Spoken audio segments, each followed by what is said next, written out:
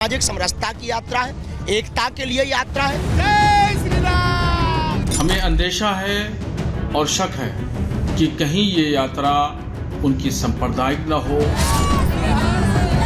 गंगा से ऊपर उठने के लिए विचारों की यात्रा है, तलवारों की यात्रा नहीं।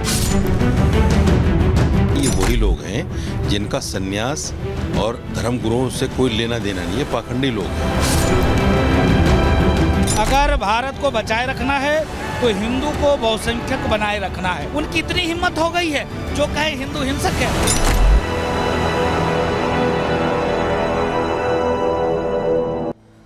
तो एकता यात्रा पर निकले हुए, हिंदू जोड़ो यात्रा पर निकले हुए बाबा बागेश्वर, और इससे कुछ लोगों को दिक्कत पेश आ रही क्योंकि सनातनी बड़ी संख्या में यहाँ जुड़ते दिखाई दे रहे हैं, सड़कों पर उतरते भी दिखाई दे रहे हैं, भगवा झंडा थामे हुए हैं, बालाजी के जयकारे चल रहे हैं, बालाजी का रथ खींच रहे हैं, और जो हिंदुओं को ये एक करने की कोशिश हो रही है, ये भगवा झंडा, ये एकता की कोशिश कुछ लोगों को दिक्कत दे रही है, खटक रही है, उनकी आंखों में चुभ रही है। और ये वही मौलाना है जो वक्फ बोर्ड को लेकर अलग नैरेटिव सेट करते हैं, संशोधन की बात होती तो उससे इनको दिक्कत हो जाती है, और वक्फ बोर्ड की तरफदारी करने वालों को डर यह है कि कहीं एकता यात्रा आगे बढ़कर सनातन बोर्ड का रास्ता ना साफ कर दे, और यही टेंशन उनके बयानों में अब दिखाई दे रही है। लेकिन कैसे सनातनी एक हो रहे हैं, चलिए सबसे पहले आपको वही तस्वीरें हम दिखाएंगे क्योंकि वो तस्वीरें आपके लिए देखना जरूरी है। चलिए सबसे पहले आपको तस्वीरें दिखा रहे हैं कि कैसे धीरेन्द्र कृष्ण शास्त्री की यात्रा में लोग ही लोग सनातनी दिखाई दे रहे हैं। ये देखिए ड्रोन एंगल से आपको तस्वीरें दिखा रही है, जो भीड़ आप देख रहे हैं, ये जो जन सैलाब देख रहे हैं,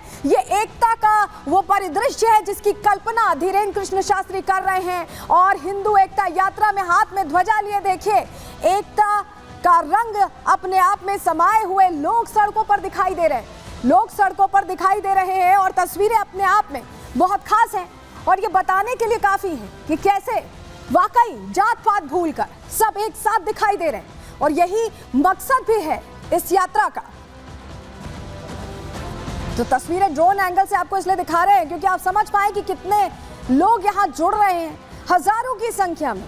एकता का रंग यहाँ भगवा दिखाई दे रहा है, सनातनी झंडे जो आप देख रहे हैं वो एक नई गाथा लिखने को तैयार हैं, और ये 160 किलोमीटर की यात्रा यही मंत्र लिए हुए बुलाई गई थी और उसका असर भी दिखाई दे रहा है। लेकिन जैसे जैसे लोग जुड़ रहे हैं, समस्या हो रही है लोगों को, कुछ लोगों को दिक्कत हो रही है, परेशानी हो रही है, उनकी पेशानी पर बल आ गया है। छतरपुर में देखिए ये हिंदू एकता पदयात्रा चल रही है, तस्वीर हमने आपको दिखाई जो बता रही है कि कैसे लोग बड़ी संख्या में इसका हिस्सा बने हुए हैं। 29 नवंबर तक ये यात्रा चलेगी, 9 दिन की यात्रा है, 21 तारीख से इसकी शुरुआत हुई है, तस्वीर हमने आपको दिखाई भी।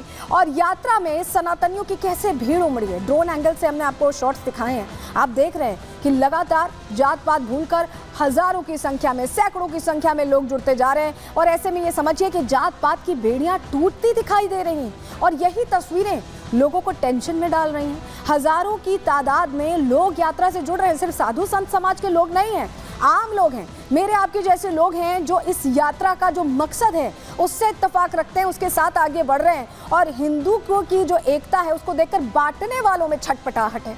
छतरपुर में हिंदू एकता पदयात्रा चल रही है, उसको लेकर छटपटाहट ऐसी, कहीं ना कहीं बेचैनी ऐसी कि बयानों के जरिए वो बेचैनी दिखाई दे रही है। 29 नवंबर तक ये पदयात्रा चलने वाली है, हम आपको जैसा बता रहे हैं। और देखिए जब हम कह रहे हैं कि जात पात से ऊपर उठकर यही समस्या का विकल्प है, कम से कम ऐसा लग रहा है, और इसी पर जोर भी यहाँ पर बाबा बागेश्वर का रहा है।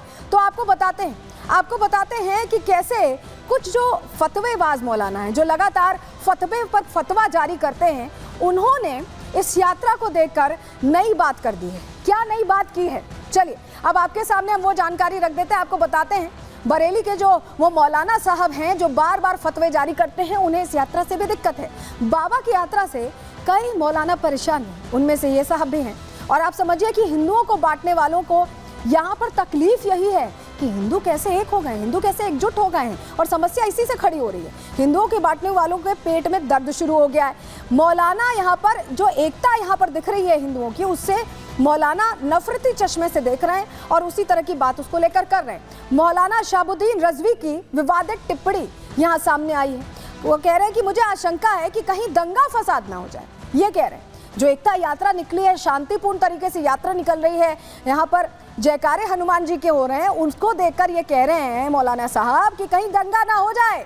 और बाबा हमेशा मुसलमानों के खिलाफ बोलते हैं, ये भी कह रहे हैं मौलाना साहब, और कह रहे हैं कि देश को हिंदू राष्ट्र बनाने का ऐलान करते रहे हैं बाबा बागेश्वर। और ये यात्रा इसीलिए मौलाना रजवी की आंखों में खटक रही है, उन्हें तकलीफ दे रही है। किस तरह की बातें इस यात्रा को लेकर, हिंदुओं की एकता को लेकर कह रहे हैं मौलाना, जरा सुनवाते हैं।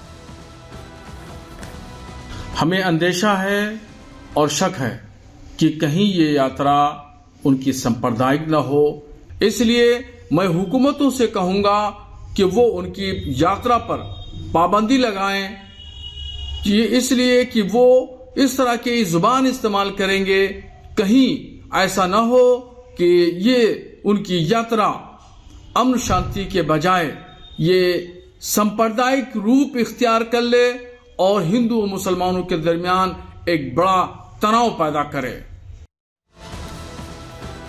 वही आपको बताएं कि बाबा बागेश्वर ने, धीरेन्द्र कृष्ण शास्त्री ने मौलाना साहब को जवाब दे दिया है, खरी बता दी है। शहाबुद्दीन रिजवी को बाबा ने एकदम सीधे से जवाब दिया है कि दंगा जो कह रहे हैं कि दंगा हो जाता है, ऐसे में दंगा फसाद ना हो जाए, बाबा कह रहे हैं कि दंगे को रोकने के लिए ही ये यात्रा निकाली गई। वो क्लियर बता रहे हैं। उन्होंने कहा कि मौलाना साहब से कहिए कि ये एकता की यात्रा है, यानी जोड़ने की यात्रा है, यहाँ दंगे फसाद की कोई बात नहीं है, ये दंगों से ऊपर उठने वाली यात्रा है। सीधा जवाब दिया और कहा है कि ये ध्वज वाली यात्रा है, तलवारों वाली यात्रा नहीं है। निशाना साध दिया है रजवी साहब पर और कहा है कि हम हिंदू संस्कृति को बचाने निकले हैं।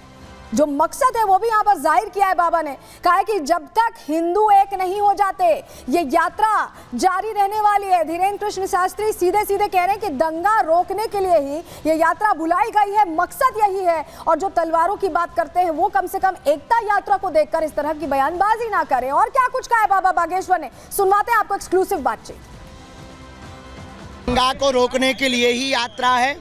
इस देश में दंगा वो फैलाते हैं जो इस देश को बांटने की बात करते, सरतन से जुदा करने की बात करते।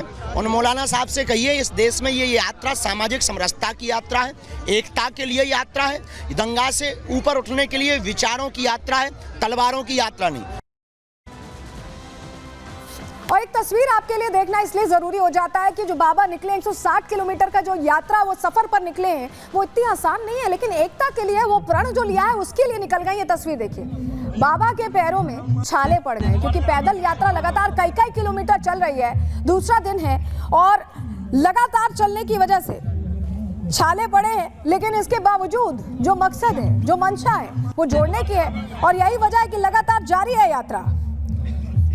तो बाबा का जो ये प्रण है उसका सीधा असर भी हम देख रहे हैं, लोग जुड़ते जा रहे हैं और बाबा खुद बिना थके बिना रुके आगे बढ़ते जा रहे हैं। बाबा का जो संदेश है कि हिंदू एक होंगे उसके लिए